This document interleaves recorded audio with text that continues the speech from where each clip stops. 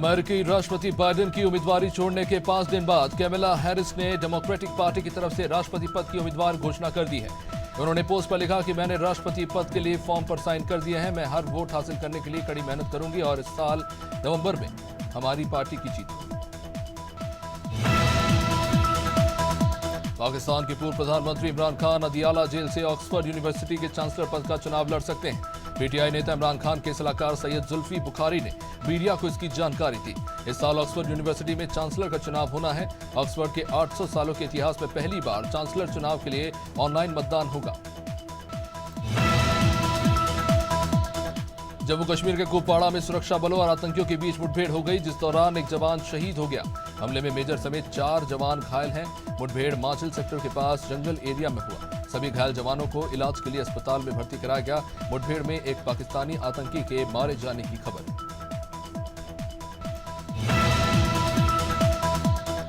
Pune Porsche case मामले में police ने करीब 2 महीने बाद 900 पन्नों की चार्जशीट दाखिल की है। सेशन कोर्ट में दाखिल किए गए 900 पेज की चार्जशीट में 17 साल के नाबालिग आरोपी का नाम ही शामिल नहीं है। नाबालिग का मामला जुवेनाइल जस्टिस बोर्ड के सामने है। वह 7 आरोपियों के खिलाफ आपराधिक षड्यंत्र रचने और साक्ष्य मिटाने से संबंधित धाराओं के तहत आरोपी बनाया गया है। मध्य प्रदेश विधानसभा में पूर्व नेता प्रतिपक्ष डॉक्टर गोविंद सिंह को लाहौर स्थित मकान के सीमांकन मामले में सुप्रीम कोर्ट से राहत नहीं मिल पाई है। सुप्रीम कोर्ट में दायर याचिका पर कोर्ट ने मामले को सुनवाई योग्य नहीं माना।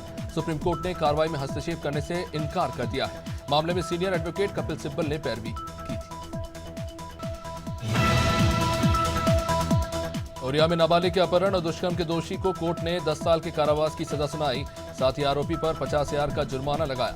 बता दें कि आरोपी ने 11 साल पहले वारदात को अंजाम दिया था, जिस पर विशेष न्यायाधीश पॉक्सो अधिनियम मनराज सिंह ने सुनवाई।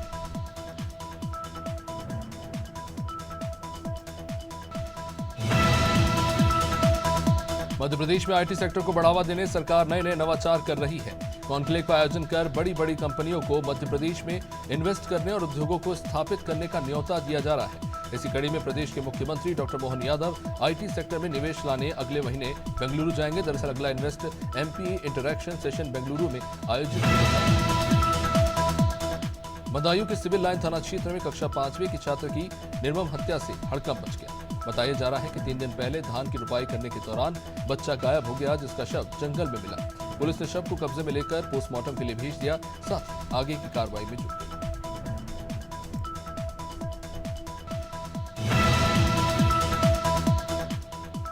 मुरादाबाद की कुंदरकी थाना क्षेत्र में एक युवक का संदिग्ध परिस्थितियों में पेड़ से लटकता हुआ शव पाया गया। घटना की सूचना मिलते ही क्षेत्राधिकारी बिलारी राजेश तिवारी दोनों थानों की पुलिस के साथ मौके पर पहुंचे। मृतक के परिवार वालों ने हत्या की आशंका जताई, तो वहीं पुलिस ने शव को पोस्टमार्टम के लिए भेज दिया।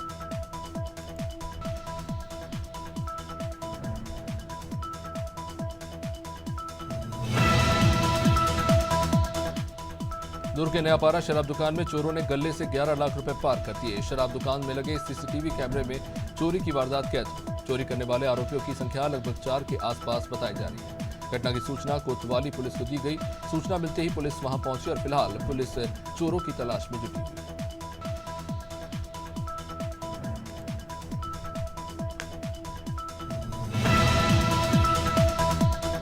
बदायूं के थाना कुंवरगांव क्षेत्र में चोरों के हौसले बुलंद है। अज्ञात चोरों ने सूने घर को निशाना बनाया और लाखों रुपए के ज्वेलरी समेत नकदी और पैसे लेकर फरार हो गए।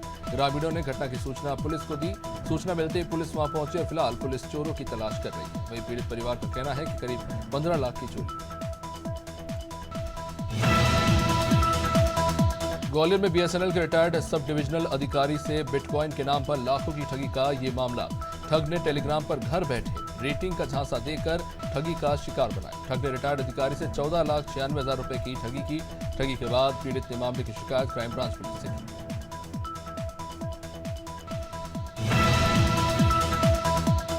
मुरैया में गाड़ी में लाल नीली बत्ती लगाकर पहुंचे रिटायर्ड क्षेत्राधिकारी बाबूलाल दोहरे को धौंस दिखाना भारी पड़ गया। दरअसल रिटायर्ड क्षेत्राधिकारी बाबूलाल दोहरे ने खेत में धान की रुपाई कर रहे मनोज कुमार को धौंस दिखाकर खेत पर कब्जा करने पहुंचे। मनोज कुमार की सूचना पर पहुंची बेला पुलिस ने रिटायर्ड क्षेत्राधिकारी और गाड़ी समेत सभी को थाने लेकर आई और उनकी गाड़ी का चालान काट दिया। जशपुर पुलिस ने पशु तस्करों के खिलाफ अभियान चलाया। इसके तहत पुलिस ने पशु तस्करों के फरार कुख्यात आरोपी समेत 6 तस्करों को गिरफ्तार कर लिया। पुलिस ने कब्जे से 22 मवेशियों को जब्त किया है। तो वही पुलिस ने आरोपियों को हिरासत में लेते हुए जुलूस भी निकाला। मुखबिर की सूचना पर आरोपी को लोरो घाटी के जंगल से गिरफ्तार किया गया। गोवर्धन थाना पुलिस ने साइबर ठगी करने वाले 2 आरोपियों पर कड़ी कार्रवाई की। पुलिस ने देवसेरस गांव निवासी आरोपी वारिस और आसिफ की 6 करोड़ रुपए की चल अचल संपत्ति कुर्की। ये कार्रवाई जिलाधिकारी के आदेश पर की गई। अब इस दौरान क्षेत्राधिकारी आलोक कुमार सिंह और नायब तहसीलदार मीनू राजपूत मौजूद थे।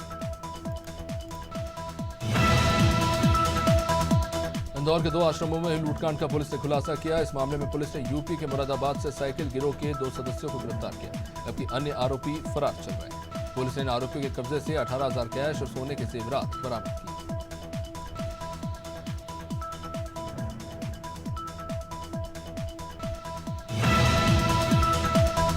खजुराहो के रेलवे स्टेशन में अहमदाबाद बरौनी ट्रेन से बड़ी संख्या में अवैध शराब बरामद की गई।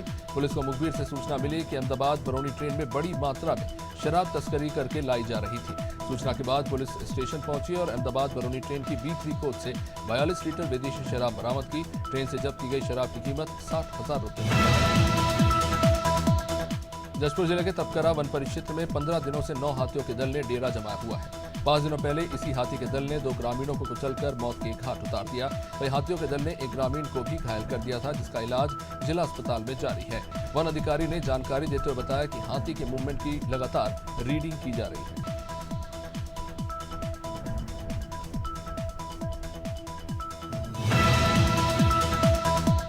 सीतापुर में प्रधानमंत्री आवास दिलाने के नाम पर ठगी के शिकार हुए छतांगुर के ग्रामीणों ने जिला अधिकारी से शिकायत की। ग्रामीणों ने बताया कि ग्राम प्रधान मनोज नाग, सचिव गौरव मिश्रा, पंचायत मित्र सिद्दीक, प्रधान कार्यकर्ता नसीरुद्दीन ने मिलकर पीएम आवास दिलाने के नाम पर 1 दर्जन व्यक्तियों से 5-5 हजार रुपए ले लिए, लेकिन अब तक आवास दिया नहीं। ग्रामीणों ने जिलाधिकारी से जांच कर कार्रवाई की मांग की। श्रावस्ती में एनएचएम संविदा कर्मचारियों ने काला फीता बांधकर विरोध प्रदर्शन किया। एनएचएम संविदा कर्मचारियों की मांग म्यूचुअल और रिक्त पदों पर गैर जनपद स्थानांतरण के लिए अनुमोदन, हर साल स्वयं के अनुरोध पर स्थानांतरण नीति लागू करने की है। साथ ही वेतन विसंगति को लेकर भी मांगे रखी गई।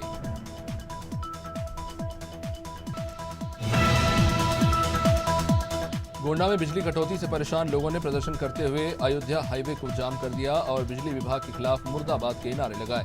इन लोगों का आरोप है कि लगातार बिना किसी सूचना के विभाग के द्वारा बिजली कटौती की जा रही है। इससे लोग परेशान हो रहे हैं। वे शिकायत करने पर बिजली विभाग के अधिकारियों ने इस पर कोई सुनवाई नहीं की।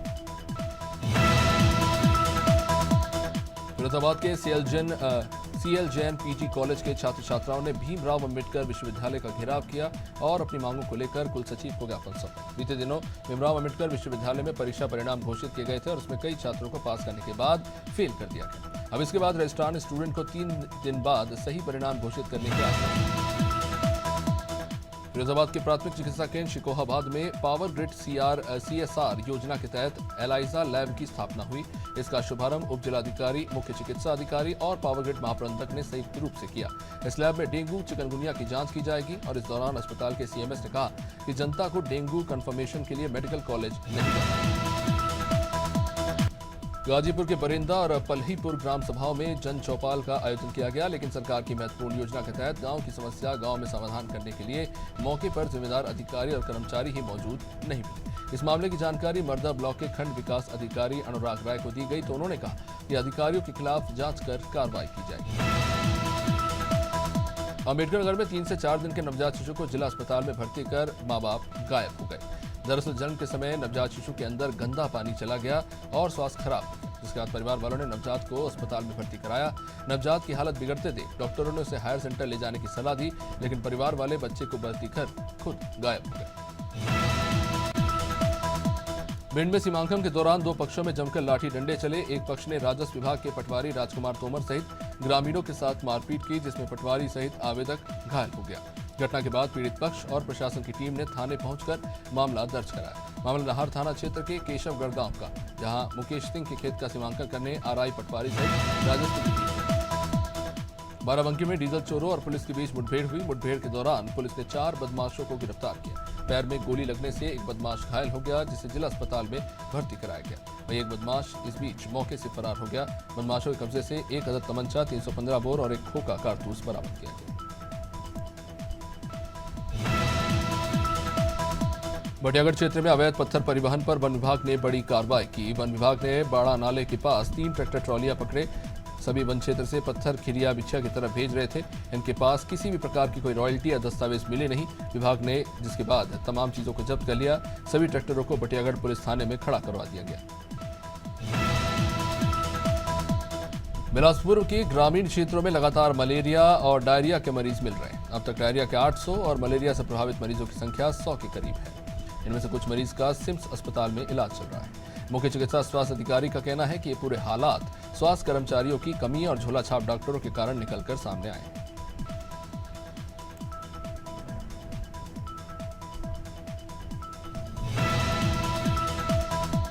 डिंडोरी जिले में उल्टी दस्त से मौत का सिलसिला नहीं थम रहा। जिले में बीते 10 दिनों में 11 लोगों की मौत हो चुकी है और इसी बीच राष्ट्रीय जनजातीय आयोग के अध्यक्ष अंतर सिंह आर्य ने प्रभावित गांव का दौरा किया, साथ ही प्रभावित लोगों से मुलाकात की। इस दौरान उन्होंने अधिकारियों को डायरिया से प्रभावित गांव में घर घर जाकर सर्वे कर स्वास्थ्य परीक्षण करने के निर्देश दिए।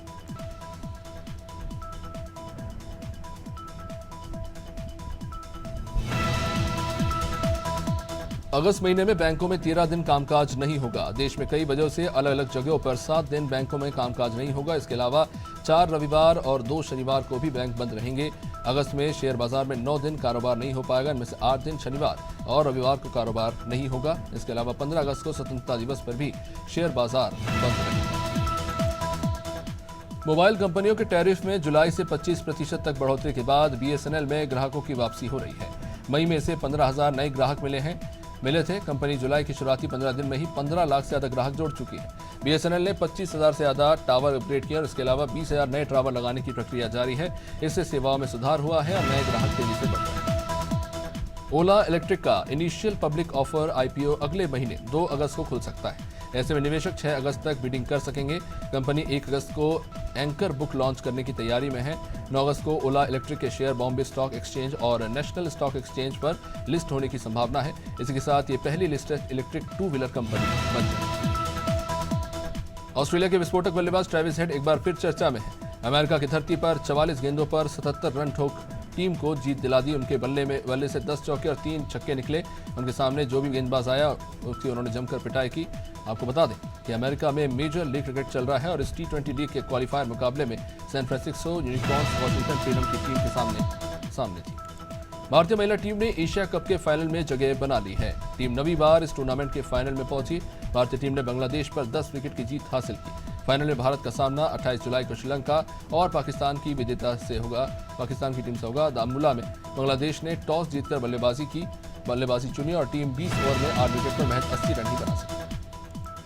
भारत और श्रीलंका के बीच आज से 3 मैचों की T20 सीरीज का आगाज होने जा रहा है। इससे पहले ही श्रीलंका को 3 बड़े झटके लग चुके हैं। टीम के तेज गेंदबाज दुष्मंता चमीरा, नुवान तुषारा के बाद अब बिनूरा फर्नांडो भी इस सीरीज से बाहर हो गए हैं। श्रीलंका क्रिकेट बोर्ड ने सोशल मीडिया पर एक पोस्ट शेयर करके बताया कि बिनूरा फर्नांडो की जगह रमेश मेंडिस को स्टैंड बाय खिलाड़ी के रूप में टीम में शामिल किया गया है। वहीं ओलंपिक गेम्स इस बार फ्रांस की राजधानी पेरिस में हो रहे हैं। 27 जुलाई से शुरू होने वाला ये खेल 11 अगस्त तक चलेगा।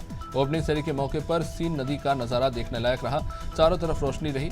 सभी एथलीट नाव पर सवार दिखे। पहली बार हुआ जब ओपनिंग सेरेमनी स्टेडियम के बाहर नदी किनारे हुई। 4 घंटे चली सेरेमनी में पॉप स्टार लेडी गागा, आया नाकामुका जैसे सुपरस्टार्स ने परफॉर्म किया। ओलंपिक 2024 के लिए भारतीय मेंस हॉकी टीम पूरी तरीके से तैयार नजर आ रही है। भारत की हॉकी टीम ओलंपिक इतिहास में सबसे सफल टीम है। इन्होंने इस खेल में कुल 8 गोल्ड मेडल भारत के लिए जीते हैं। अपने 9वें ओलंपिक गोल्ड मेडल की तलाश में जुटी भारतीय मेंस हॉकी टीम ओलंपिक 2024 में अपने अभियान की शुरुआत करने जा रही है, जहां उनका सामना न्यूजीलैंड की टीम से होगा।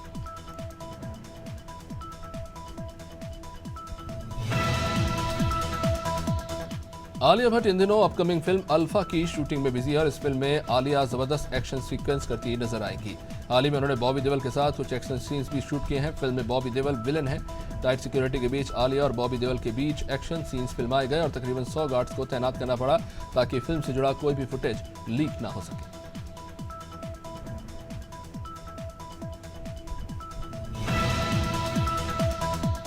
बॉलीवुड एक्टर अर्जुन कपूर और मलाइका अरोड़ा के ब्रेकअप की खबरें सुर्खियों में हैं। अब इसी बीच दोनों को मुंबई एयरपोर्ट पर देखा गया, जिससे उनके रिश्तों को लेकर एक बार फिर चर्चा शुरू हो गई है।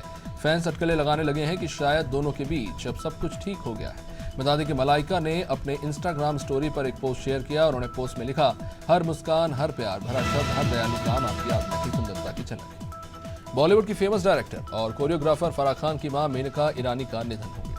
फराह के इस मुश्किल वक्त में उनके सबसे खास दोस्त शाहरुख खान उनसे मिलने पहुंचे। इस मौके पर शाहरुख की पत्नी गौरी खान और बेटी सुहाना भी साथ मौजूद रही। शाहरुख के अलावा शिल्पा शेट्टी, रानी मुखर्जी, नीलम कोठारी समेत कई सेलेब्स मौजूद थे। बता दें कि मेनका ईरानी 89 साल की। परिणीति चोपड़ा ने इंस्टाग्राम स्टोरीज में एक वीडियो पोस्ट कर फैंस को टॉक्सिक लोगों से दूर रहने की सलाह दी। इसी के साथ परिणीति ने इंस्टाग्राम स्टोरी पर एक किताब के पन्ने पर लिखी कुछ लाइनों को शेयर किया, जिसमें लिखा है, एक ही साल को 75 बार जीतकर इसे जिंदगी कहना बंद करें।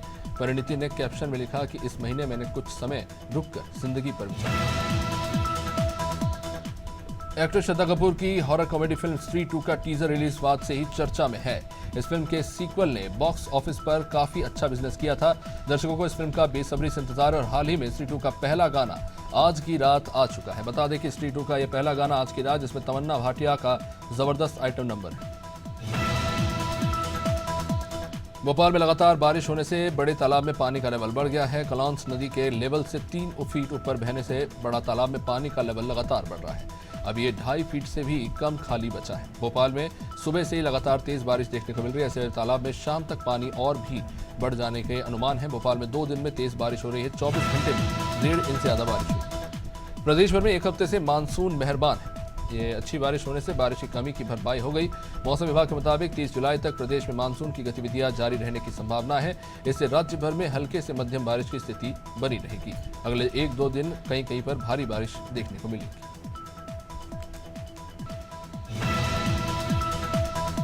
बिहार में मानसून के कमजोर होने का असर दिखने लगा है। बीते कई दिनों से प्रदेश के ज्यादातर हिस्सों में लोग झमाझम बारिश की राह देखते रहे। तापमान और नमी होने के कारण लोग उमस भरी गर्मी से जूझ रहे हैं। अब इन सब के बीच में राहत वाली खबर है कि मौसम विभाग ने प्रदेश के 11 जिलों में बारिश को लेकर येलो अलर्ट जारी किया है।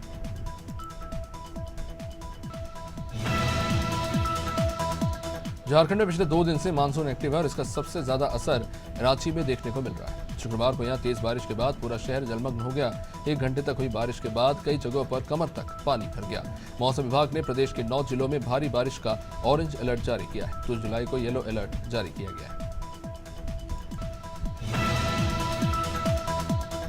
लखनऊ में सुबह से बादल छाए रहे, इसके बाद कई इलाकों में बारिश शुरू हो गई। अब इस दौरान उमस भरी गर्मी से तो लोगों को परेशानी का सामना करना पड़ रहा है। मौसम विभाग के अनुसार लखनऊ का अधिकतम तापमान 36 डिग्री जबकि न्यूनतम 29 चल रहा है और इस दौरान 1 से 2 बार बारिश के आसार जरूर है, लेकिन उमस अभी भी पीछा नहीं छोड़ रहा। मसूरी में लगातार हो रही बारिश ने जनजीवन को बुरी तरह प्रभावित किया है। भारी लैंडस्लाइड के बाद होटल स्काईलार्क के सामने पहाड़ी का पुश्ता गिरने से एक मकान क्षतिग्रस्त हो गया और इसमें रह रहे लोग बाल बाल बचे। मकान में रखा सारा सामान भी नष्ट हो चुका है। बताया जा रहा है कि देर रात को लगातार हो रही बारिश से पहाड़ी का एक हिस्सा टूटा और मुख्य सड़क पर आ गिरा।